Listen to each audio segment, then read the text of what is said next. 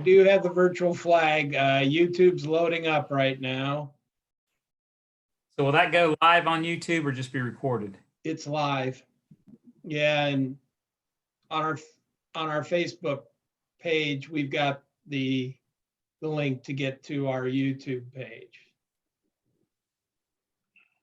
Convoluted but true. Okay. And it's up and record. Yeah.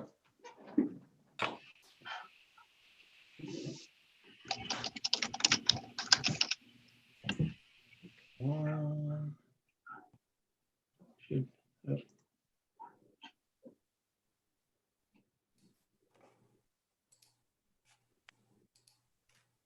you have a flag.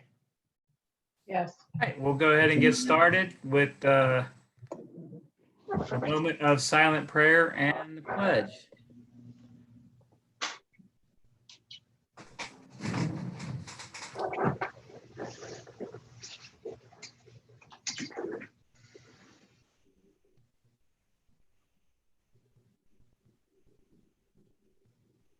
Amen. I pledge allegiance Allegiance to the flag of the United States of America and to the republic for which it stands, one nation, under God, indivisible, with liberty and justice for all.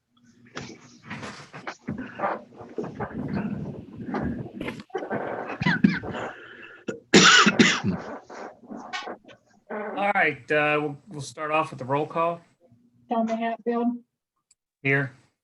Damon Capel is absent. Joe St. John, Here. Tim Ghost, Here. Martin Fisher, Here. David Martin, Here, Cindy Cooper, Here. 6 present. Did everybody get a chance to review the April 22nd, 2020 minutes? motion to approve. Motion to approve by Mr. Martin. I'll make a second. Discussion, changes?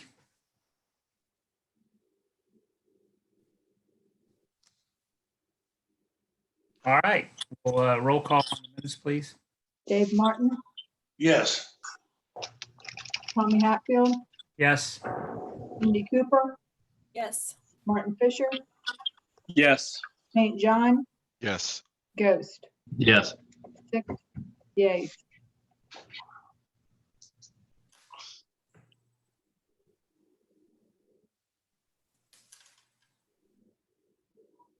Brings us up to committee reports. And I'm going to, I guess we'll just start with Mr. Gose. Yeah, we just completed our parks meeting. A couple topics we focused on tonight were with the master plan that was completed by CT. And I want to thank them for that, first of all. Great job. Trying to get our heads around what we want to do with it now that we have it. Couple ideas were to identify a maintenance issue or two, and then a park or two to plan and attack and fix and repair. And then the third item actually was the first item, and I think the most important item based on the survey we've seen is the trail, and getting the trail up to the high school and trying to identify the right pathway and making sure it fits for cost reasons, and then seeking the grant in the fall, which is the same kind of Delaware County grant we won last year for the trail behind the library. So got some things to focus on and think about, and hopefully we'll be coming to council here in a month or two with a really good idea and plan to move forward on that grant for the trail continuance. All right, thank you. Any questions for Mr. Gose? And I'm going to just open up and ask, are there any other committee reports? I had a report on zoning. All right. Thank you, Mr. This past Monday, we had a zoning meeting. We had 2 issues and an informal presentation. Rolling Hills, formerly known as the golf course property, brought forward their preliminary plat. And wanted everyone to know, if you weren't aware, Rockford Homes is looking to develop that. It passed unanimously. We also had Gerling and Associates, which is the property just north of Showa. They retrofit the large trucks and convert them into electronic type trucks that broadcast different things. They are looking to expand up to 4 buildings. They submitted a major site plan review and an application for a new building. It would the 4 buildings that they're proposing plus the parking lots would be to the east of their current facilities, and it abuts Sunbury Estates. There were several issues addressed by the commission, most of which had to do with setbacks and mounding and landscape plans. And at this point, the applicant and the developer are looking to go back and take the feedback from the commission and potentially schedule another informal meeting prior to bringing forward for a vote. The commission did make it clear at the time that we were not comfortable passing it as is, and there were adjustments that needed made.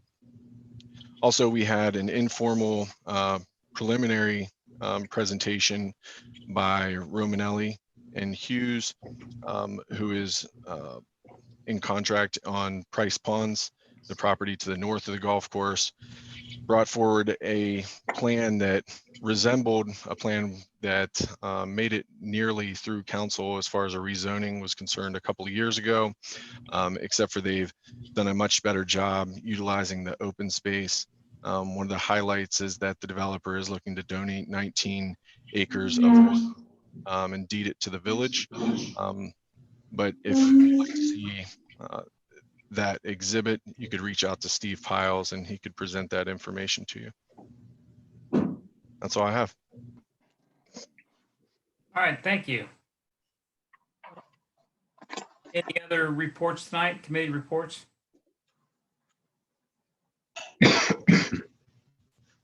We'll move on to the administrator's report. Okay, thanks, Tommy. I got a few items listed on my written report. As far as a COVID-19 update, things are pretty much the same from Village Services perspective as they were at our last meeting. We now are under a Stay Safe Ohio order as opposed to a stay-at-home order.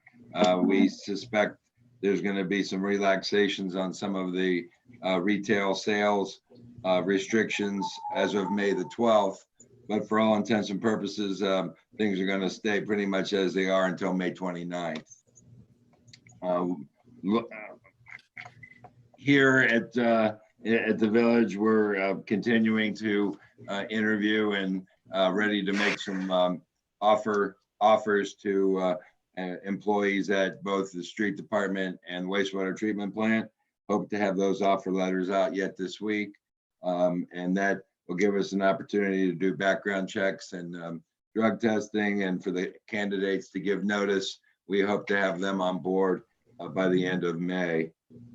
And we were also up to, I believe, 5 applications in for summer help.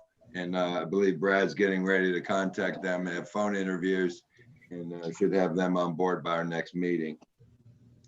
I provided as one of the handouts the census operational adjustments that just came out this week. And it just basically shows that even the census is now going to be on a delay from what they had presently or what they had anticipated to be done.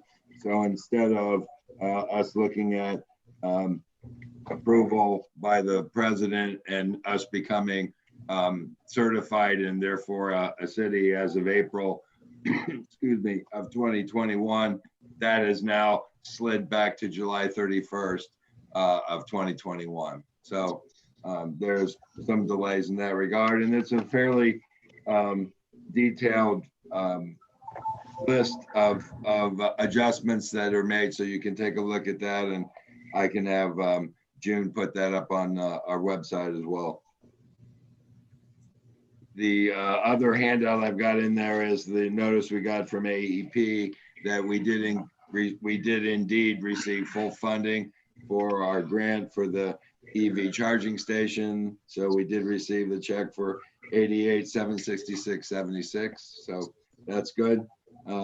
It's kind of a poor time to solicit any kind of travelers and those kinds of things. We're seeing it in terms of receipts from gas, and we're also seeing there's not a lot of people using the charging station right now, but we certainly will stay on top of that.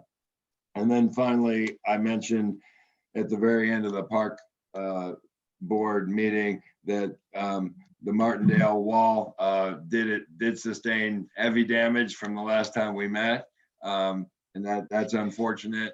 The good news is between the contractor and the car driver, both are well covered with insurance and are going to see to it that that does get repaired in full.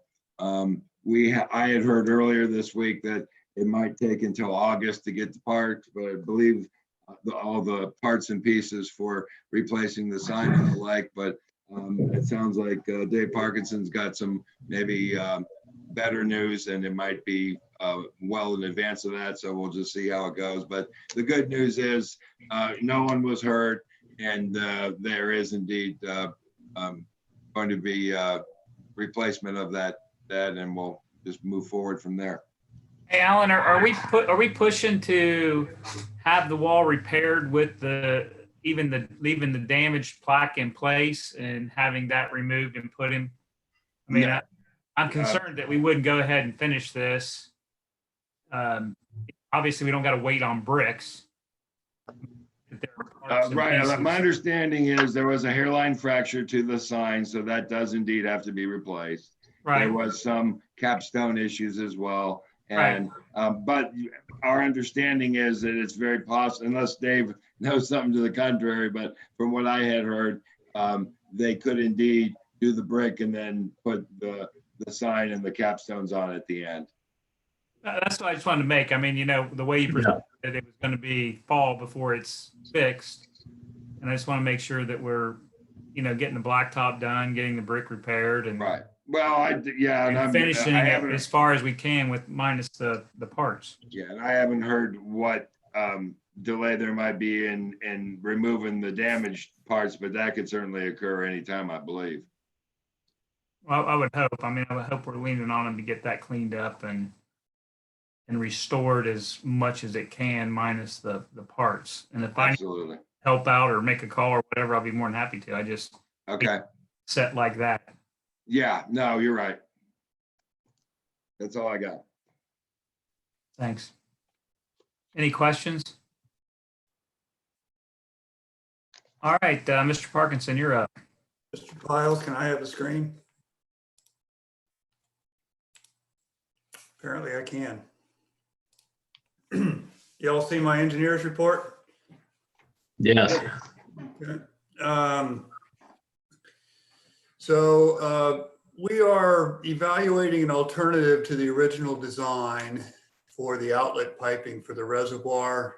We did a little bit of surveying. We did that on our nickel last week. We've got it rendered down into a drawing, and we're checking to see if we can make that work. We'll have an answer here pretty shortly. We'll get with the contractor. Our goal here is to save a little money on the project by this redesign. And so we're trying to get that across the finish line. No update on the Village Hall brick repairs. If it keeps raining every other day like it is, it's going to be a while because the brick has to dry out. So we just need a good week where it doesn't rain. The parking lot, Mayor, we are continuing with construction where we can in the parking lot area. We ran into a little conflict. I'll be running out there tomorrow morning. Some of the area near the stairwell down to the basement. And I guess we found an old cistern that we didn't know existed. So we've got to come up with some solutions to that. Mr. Rothermel noted that he had heard that it would be August. I had been communicating with Mr. Facemeyer. I was under the understanding that he was requesting an extension of the contract duration to July 4th.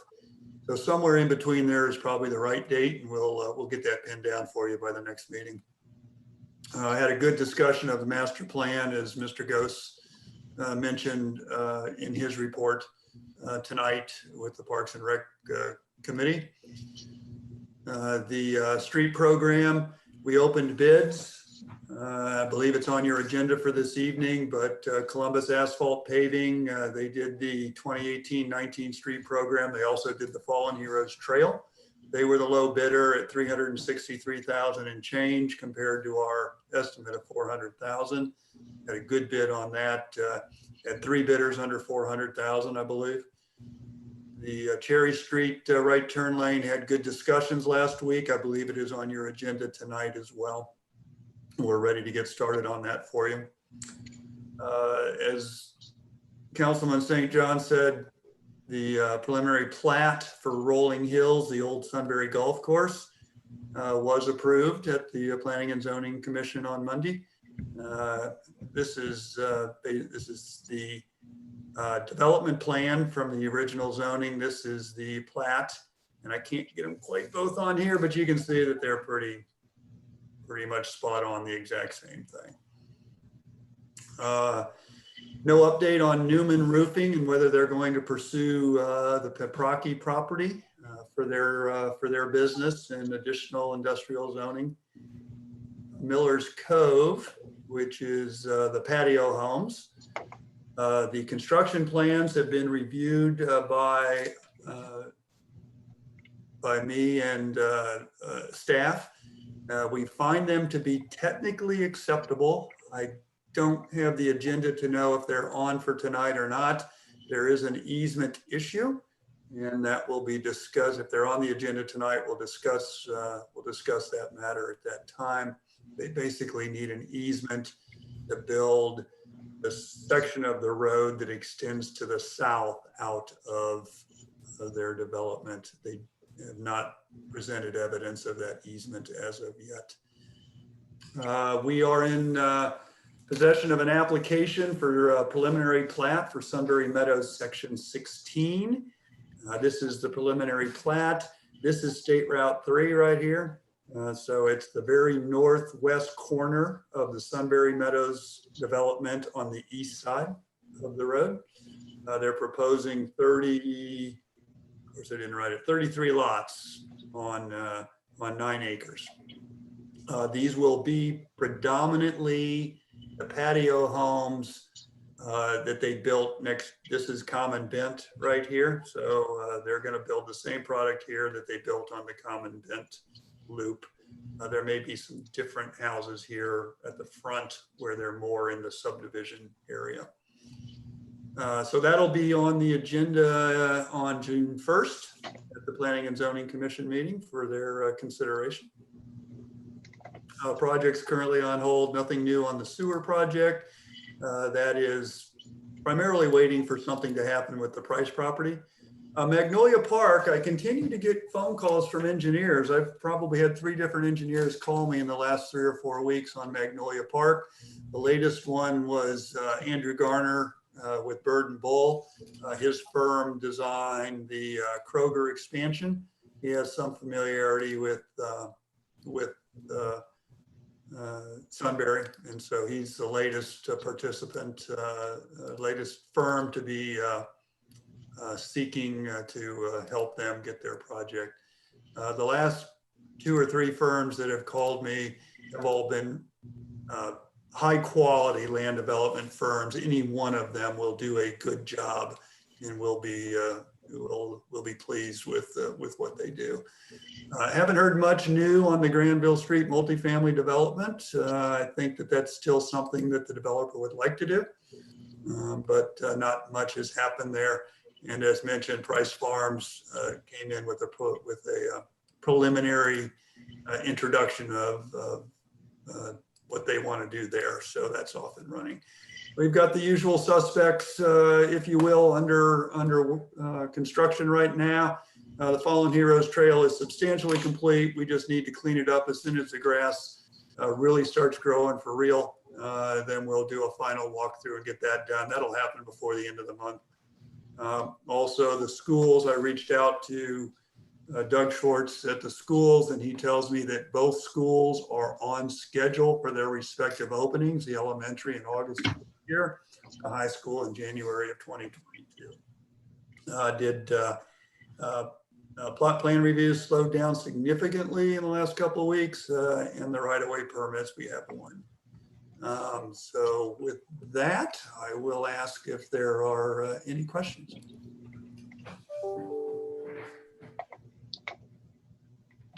Thank you. All right, that brings us over to ordinances. So tonight we have no resolutions. We have 20.16, an ordinance approving the engineering services with CT Consulting relating to the West Cherry Street right turn lane at Miller Drive and declaring an emergency. I'd like to make a motion to suspend the rules. Motion to suspend the rules by Mr. St. John. I'll second. Second by Mr. Ghost. Discussion. Roll call. St. John, Yes. Ghost, Yes. Martin Fisher, Yes. Cindy Cooper, Yes. Dave Martin, Yes. Tom Hatfield.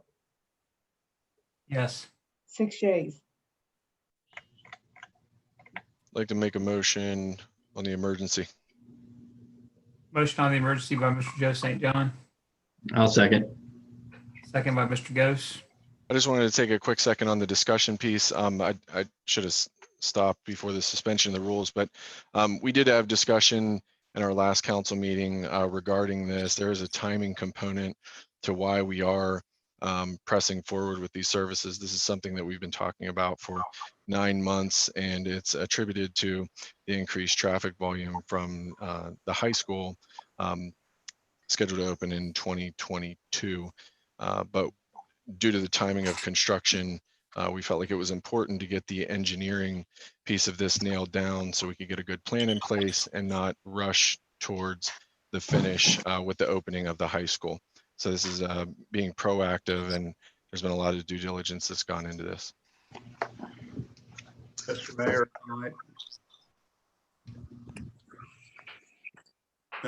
to follow up on that, it's a great idea what you're doing to get started as soon as possible. There are a couple of things that could happen that could delay getting final approval.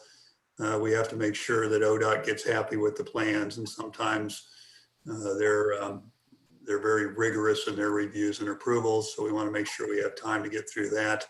Additionally, and this is really the most important one, is if there are utilities that need to be relocated, getting those relocated in a timely manner is sometimes very difficult to do, and that can delay the project as well. So every minute that we can start earlier is time we have to take on something that we don't currently expect should that arise. Any other comments or questions during the discussion period? Roll call. St. John, Yes. Ghost, Tim, Tommy Hatfield, Yes. Martin Fisher, Yes. Cindy Cooper, Yes. Dave Martin. Yes. Ghost, you were okay?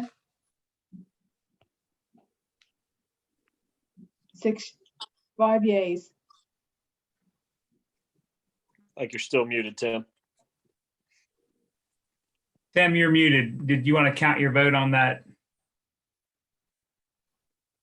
Okay, I can read lips, and he said yes, he would like. Okay, To vote. works. All right, I would like to make a motion on ordinance. Motion on the ordinance 2020.16 by Joe St. John, Thank you. I'll second that. second by Martin Fisher. Discussion. And Tim, I don't know, when you unmuted, we really couldn't hear you. So I don't know if it was a microphone issue or still can't. You're showing muted, Tim.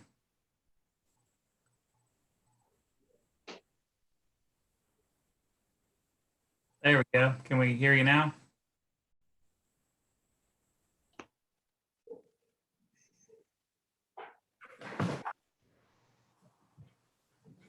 Tim, can you hear us?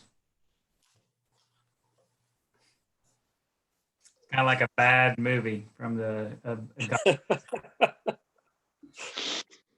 Oh no! Sorry. All right, Tim, you got a issue there with your voice, but so we have a motion by Mr. St. John, a second by Martin Fisher. Any discussion on this? I think about the urgency and. All right, roll call. Hopefully St. John, Yes. Martin Fisher, Yes. Tommy Hatfield, yes. Cindy Cooper, Yes. Dave Martin, Yes. Ghost. Okay, 5 yeas. Tim, can we get a 1 Thumbs for a up. yes or a 2 for a no? There we go. All right, No, we can't hear you. Nope. How about now? There we there go. we go. I got it. Welcome back. Sorry about that. Wrong So, button. Dave Bream, you're muted now. Tim, can you register verbally your vote on the suspension of the rules Yes. and your vote on the emergency Yes. and your vote on the ordinance? Yes. Thank you. Thanks. All right. Sorry, you were had a little bit of a problem there. We were I was having fun with it, but thank you for clarifying that. Next up is ordinance 2020.17, an ordinance authorizing agreement with Mike Esquire for Mayor's Court Magistrate Services and declaring an emergency. Mike has been our magistrate for a number of years. We've had several contract renewals with him, and we've COVID-19 kind of put a delay on this. Obviously, have not had. We had a mayor's court where they were able to continue to do stuff, but wanted to get his contract updated. As you guys know, our court has continued to grow, and Mike and the team between Dave's firm and Officer Brooks and Kathy Hickson, we've got a really good thing going. They're doing a great job with the court. But we wanted to get this latest contract in place so that we could get Mr. Moran updated. So I'll stop there and let Mr. Bream chime in, or if you have any questions.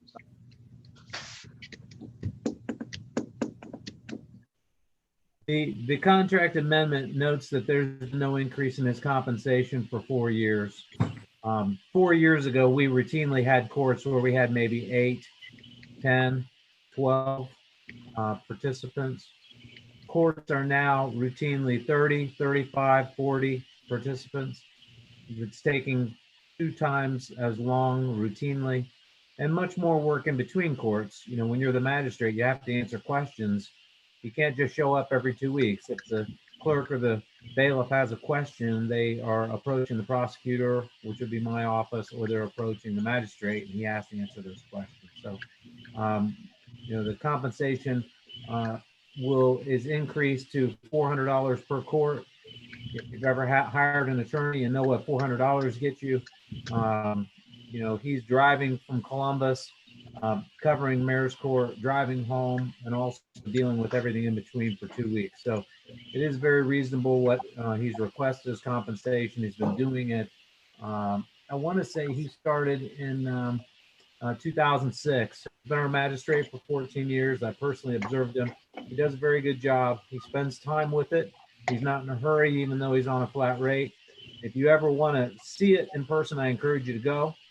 He really encourages people to get things in order. You know, it's not just a, you know, here's your fine, but it's, you know, ways to make things right. We do a lot of, and we've discussed it in council meetings, we do a lot of trying to get people valid as far as their license. We work with them over multiple courts. Again, that takes everybody's time, but in the end result, if somebody walks away with a valid driver's license, and we've had people that haven't been valid in years, then that's, again, that's a positive impact to our community, and he does a great job with that. So I would recommend the contract to be approved, at least from a prosecutor's perspective and a legal perspective. And glad to answer any other questions, because that's a little more background.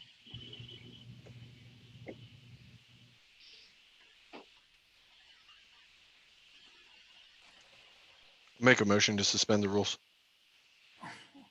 Motion to suspend the rules by Mr. St. John. I'll second it. Second by Mr. Martin. Discussion. Roll call. St. John, Yes.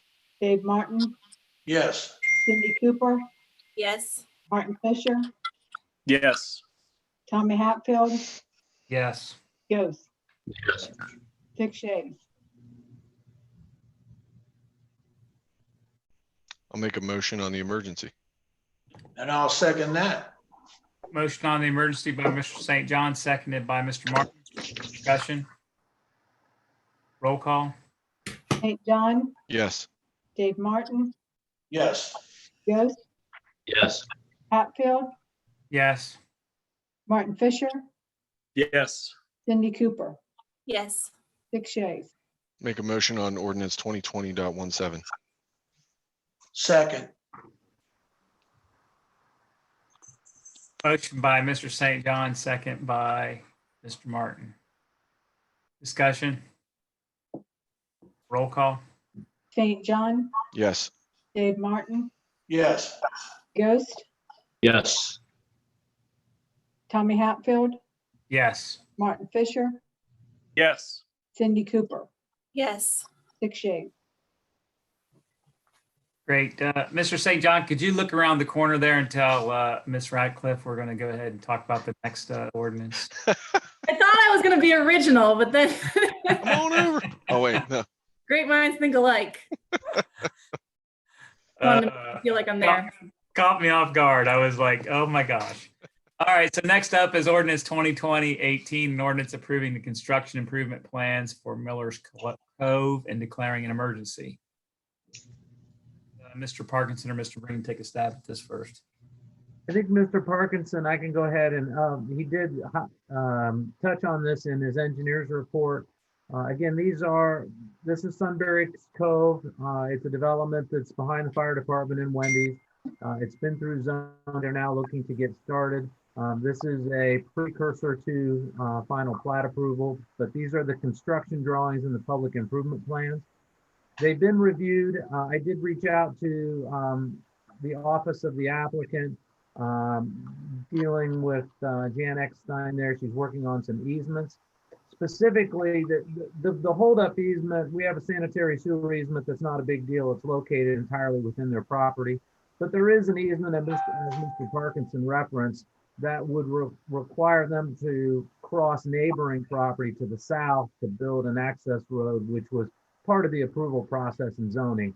So we're looking to get that finalized. I think it's been drafted, but it's a difficult document because they have to deal with not only their own property, but they have to deal with the property owner to the south, and it also affects the property owner to the east, which is the Annett Walnut Trail.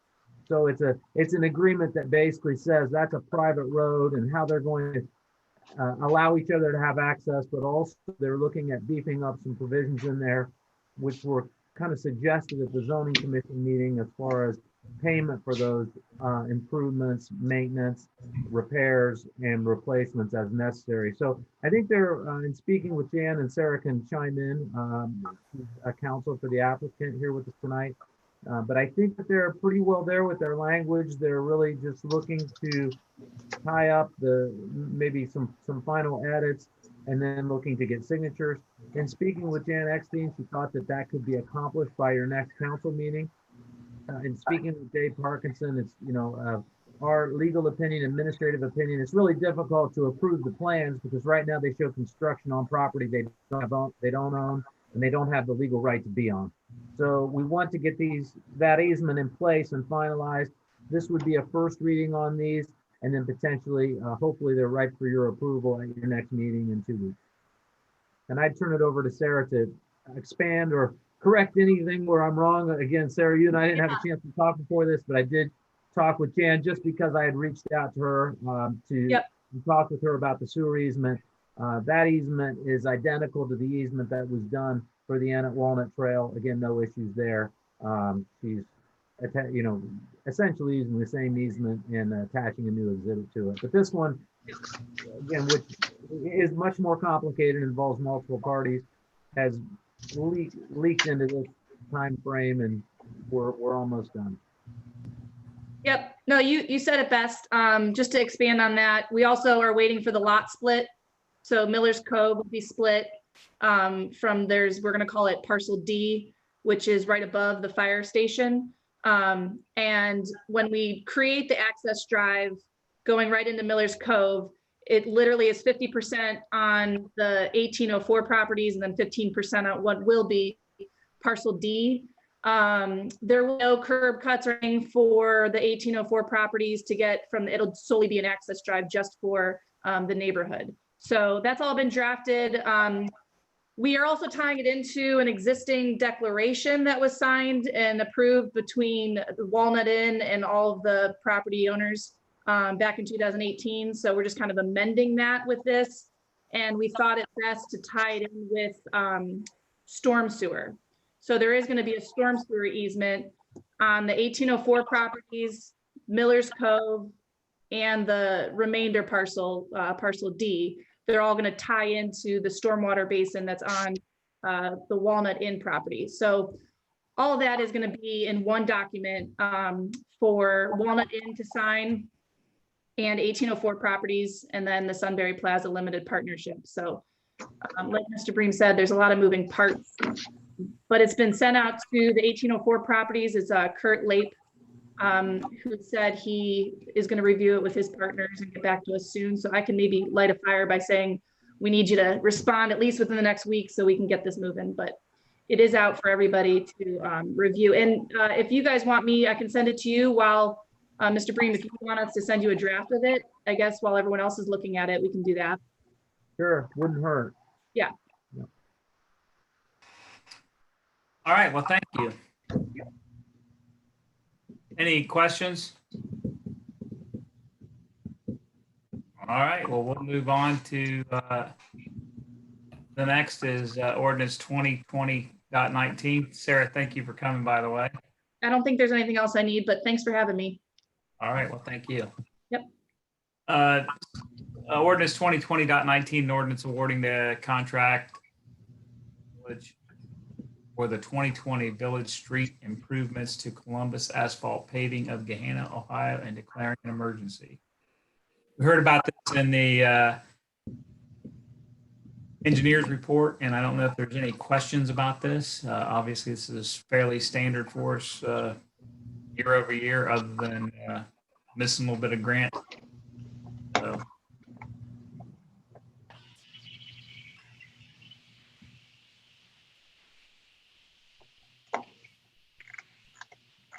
Any questions for Mr. Parkinson?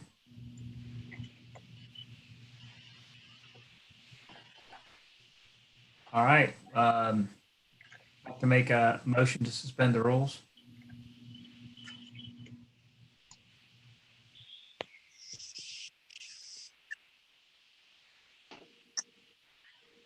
Yeah, I'll second. Second by Mr. Ghost.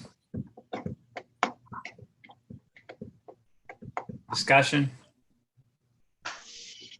Roll call. Mayor Hatfield, Yes. Ghost, Yes. St. John, Yes. Martin Fisher, Yes. Cindy Cooper, Yes. Dave Martin, Yes. 6 yeas. Motion on the emergency. Second. Second by Mr. Fisher. Discussion. Roll call. Hatfield, Yes. Martin Fisher, Yes. Cindy Cooper, Yes. Dave Martin, Yes. St. John, Yes. Ghost, Yes. 6 yeas. Just like to make a motion on ordinance 2020.19. I'll second. Second by Mr. Fisher. Discussion. Roll call. Hatfield, Yes. Martin Fisher, Yes. Cindy Cooper, Yes. Dave Martin, Yes. St. John, Yes. Ghost, Yes. 6 yeas. Next up is ordinance number 2020.20. An ordinance authorizing the purchase of a Ford F-250 pickup truck outfitted with a 9.0 Western profile pursuant to ORC 125.04 and further authorizing the execution of all documents associated therewith. This is a first reading, land capital improvement, obviously filed to the street department. Something Brad has located a few of them and wanted to get this on the agenda and kind of get moving forward. They are working through the contract. And as we've seen before, sometimes that involves a truck that's priced even lower, or I know he had 4 that he had and provided information, and more than happy to share that with anybody. But if you have any questions, please reach out to Alan and or Brad. And that's the first of 3 readings. And there maybe, I did speak with Brad earlier today about this. He's trying to nail down with Coghlan, which is where the preferred quote came from, as far as their ability to basically hold the quote open. Sometimes we end up with, difficulty with vehicle acquisition, just because they're not used to somebody saying, yes, I want it, but it's going to take me 2.5 months to let you know. So what I talked with Brad about was, we may end up asking you at the next meeting to suspend the rules. We're not anticipating an emergency. He doesn't need the truck until the snow flies, but this is a truck that's going to be built for Sunbury to our specs, including the snowplow. Maybe asked to suspend the rules. He's just confirming with the provider, Coghlan, that or Coughlin, I want to say, it's in Johnstown, that they're okay as far as it actually not being effective for the 30 days. It's not an item that you would think would be subject to much scrutiny as far as a referendum is concerned. And we try not to do emergencies where it's not needed. So we're not anticipating that, but we may ask you to suspend the rules at your next reading, but this is just first reading tonight. Thank you, Dave. We also have the need to do an executive session tonight. This is, I guess, per 121.22. 121.222. Public official. I don't know if I need to read anything else, Dave. You got to unmute. Are you doing anything with the purchase order? I guess. Right, Tech? No, oh no, I'm sorry. That's staying on there. Okay. This would be it. And I guess before we do that, if anybody has any new or unfinished business that they would like to talk about. I had two things. I had unfinished business. Recently, administration officials have re-engaged a vendor on voice over IP.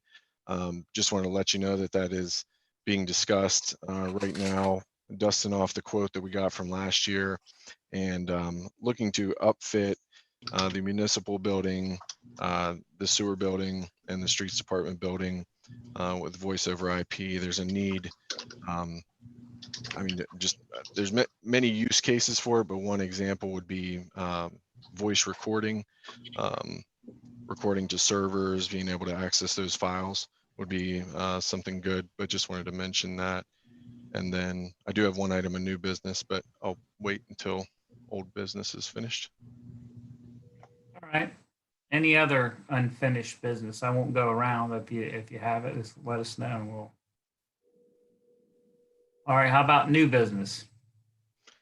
Then new business, I know it's a little ways out and we're still in a fluid environment with COVID, but there was a recommendation from a village resident that wanted to know kind of where we were, where the Civic Association was with the 4th of July parade. I had explained that I'm not certain, nor that I would know that anybody on this particular call or council would have the answer at this point based on the amount of governance that we're getting through the federal and state agencies right now. So, I guess from my perspective, hope for the best, plan for the worst. And, I'd like to be optimistic about this. We have a lot to be proud of here in Sunbury. I know there's a special piece that we've collaborated with the schools on, and that's getting the 2020 seniors posters hanging around the square. That it just looks great.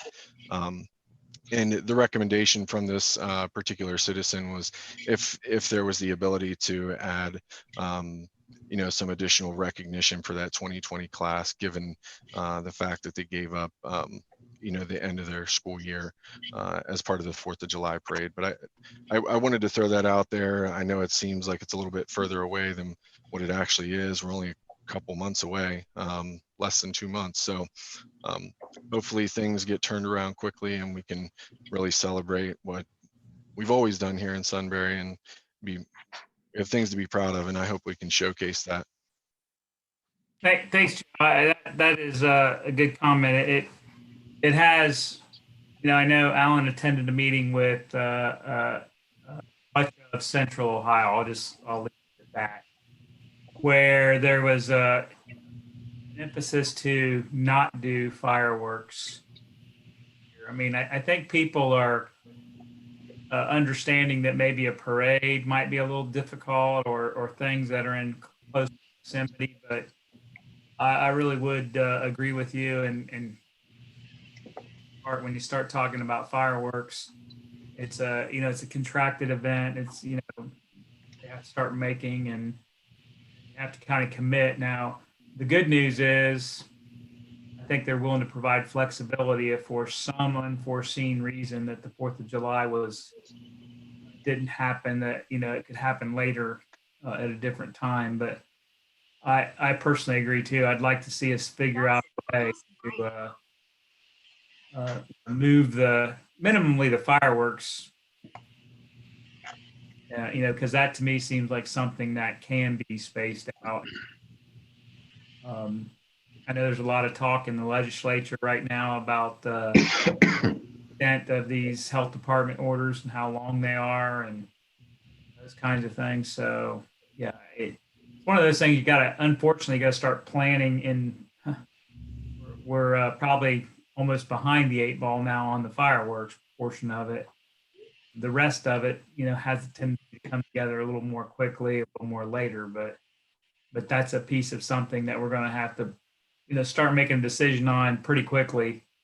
I know the Civic Association was looking to forward on a contract by mid-May, something that we could probably still talk about at our next meeting.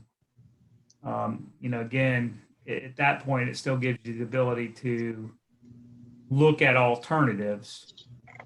if for some unforeseen reason that the 4th of July is, we're in a worse situation than we are now.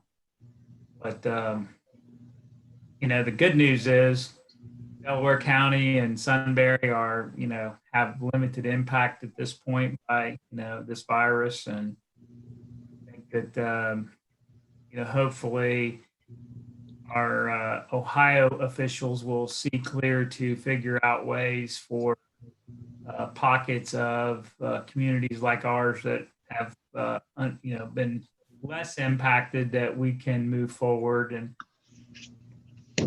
places that are more impacted, unfortunately, have to, deal with those differently. But bringing that up. Any other new or unfinished business or comments? I was just curious, have we heard anything from the health department or anything regarding our Sunbury nursing homes and if they've been affected? Actually, they have no cases over in Walnut Trail. I don't know that I've heard from Condit, but the lockdown itself in our nursing homes has been very effective, and outside of seeing people from the window, there fortunately is no people that are sick with the virus. And quite candidly, there's on the health department updates, I know it's not something that we talk about, but all indications of anything in and around our part of Delaware County, the Sunbury area, the Big Walnut area, there have been fewer than 5 cases reported. There's been none, in Harlem Township, Trenton Township. So it really is, quite candidly, not the same here as it is in New York City or, pick a place. Very blessed, but I also attribute it to, good common sense. People are doing a good job here in town. So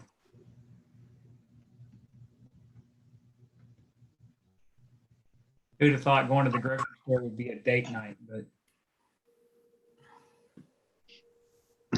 Yeah. that's all we have there. When we will be meeting, are we meeting on Zoom or is that to be determined? It's really to be determined. I mean, we have followed the department, the governor's orders, straight down the line. I have heard that they're looking to potentially facilitate some stuff faster. I mean, it kind of went to the end of the month, and now they're talking about opening up some personal services, hair salons and whatnot. I've heard potentially as early as next week. So to me, things could change. I know that Steve and Alan and I have talked about what that could look like. I mean, we have need for some zoning hearings also. And I meant to forward, there was quite a trail on a local Facebook page about this where one township was moving forward and not having all of the availability that you could from a technology perspective.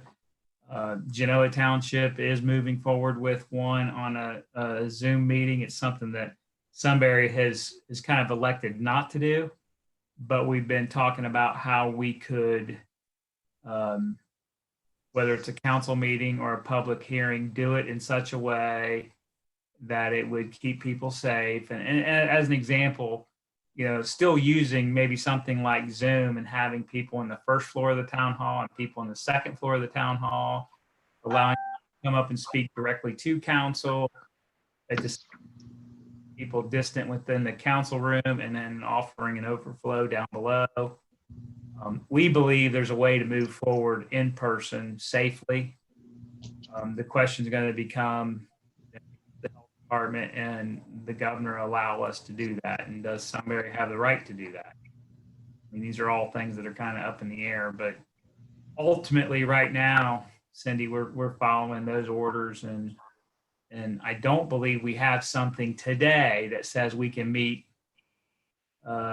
in person the next time. And Dave Bream, Alan, Steve, anybody, that thinks they know that answer. If it's already been decided, speak up. If it's not, No, as we speak, my understanding is it's still the 10 persons, no more than 10 persons would constitute a gathering, and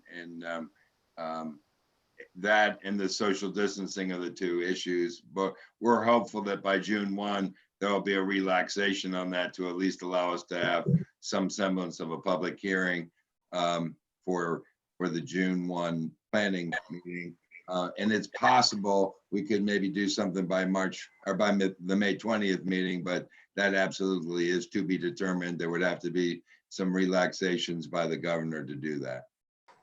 and if we keep things as boring as they are right now, won't have 10 people there, so we'll be able to do it.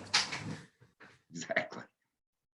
All right, if that's it, well, then we'll go ahead and I'll make a motion to executive session 121.22 for appointment of a public. And with that, I don't know if there's anybody that we've got to clear out. It's 8:31. We'll take about 3 minutes here and allow Steve to shut down YouTube. Well, I'll second the motion. Okay, second by Mr. Martin. Keeping me on the straight and narrow. Roll call. Tommy sorry. Hatfield, Yes. Dave Martin, Yes. Cindy Cooper, Yes. Martin Fisher, Yes. St. John, Yes. Ghost, Yes. 6 shades.